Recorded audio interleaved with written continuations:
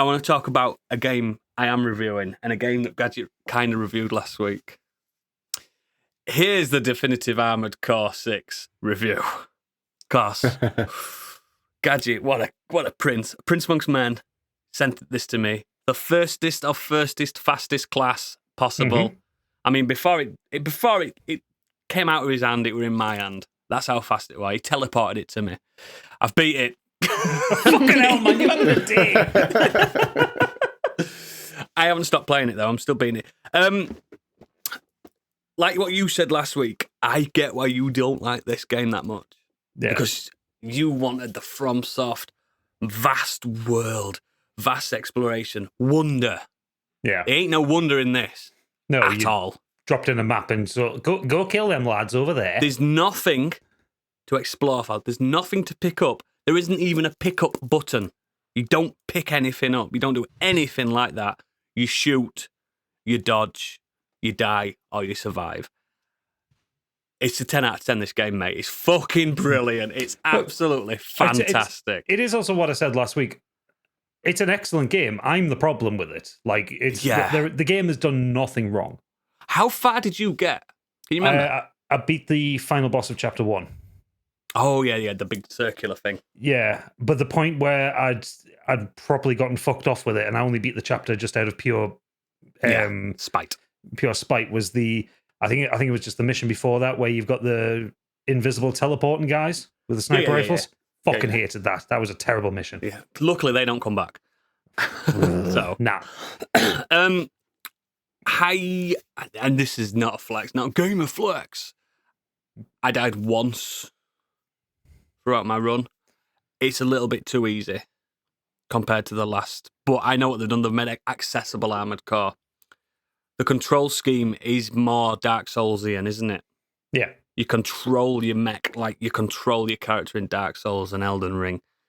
At first, it was very jarring for me, that, because the turning circles are quite long. You always get attacked from behind, which on the last time call you had a quick turn. Turns out you can unlock quick turn. I didn't realise that until near the end. And but after, and I think it is about after Chapter 1, which is about 3-4 hours in, isn't it? Yeah. It just clicks and you go, wow. And then the story, there's twists and turns I didn't expect, because the story is that you are just a mercenary that drops in and happens to find the legendary Raven unit, and you become Raven, which is a legendary thing, if you don't know the lore. And you've then got like 8 to 10 different corporations vying for your mercenary work. And what you're doing in the middle as a silent protagonist, you're using the fuck out of all of them for your own needs. And you're playing them off against each other.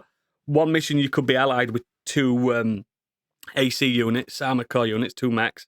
And a few missions later, you're fighting them because they are now the enemy, because you're fighting. You're basically Mr. Fence Sitter throughout the whole thing. Yeah. And then something beautiful happens.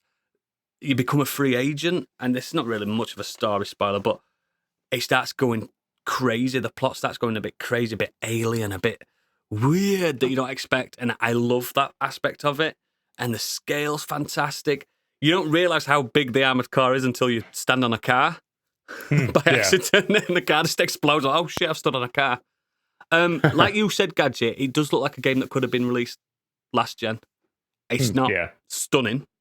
It's just nice. It's got a nice art style to it. It's got a lovely art style to it. Not when I'm walking around as a fucking Gundam, though. It looks weird being all bright white, blue and yellow in that world, and everyone's like grey and dark and dingy. But it's just the customization's fantastic.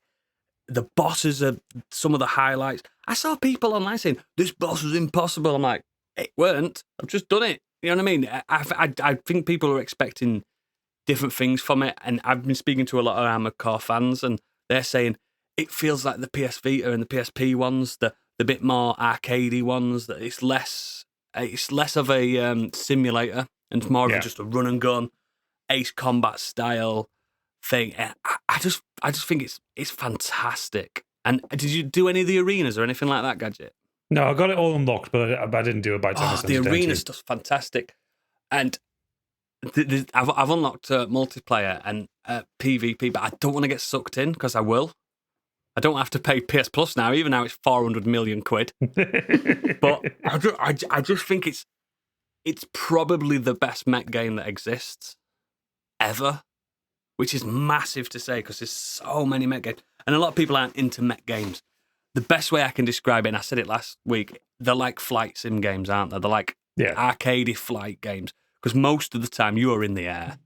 And I've unlocked the Bloodborne weapon gadget, the pile driver thing. What's that called? What's that called? The one that Jura has.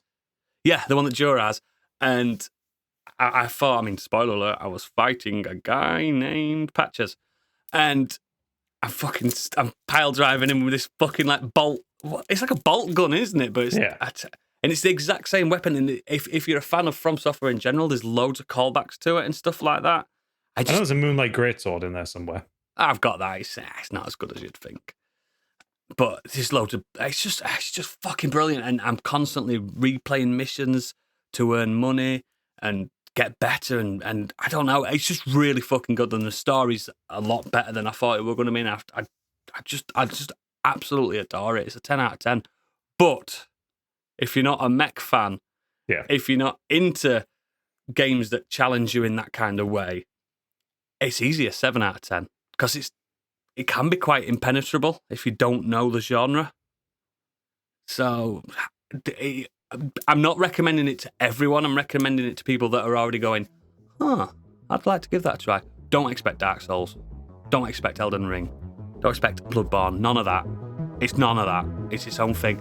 Its heritage is 20 years old. You know what I mean? Yeah. That's what to expect. But yeah, it's fucking love it.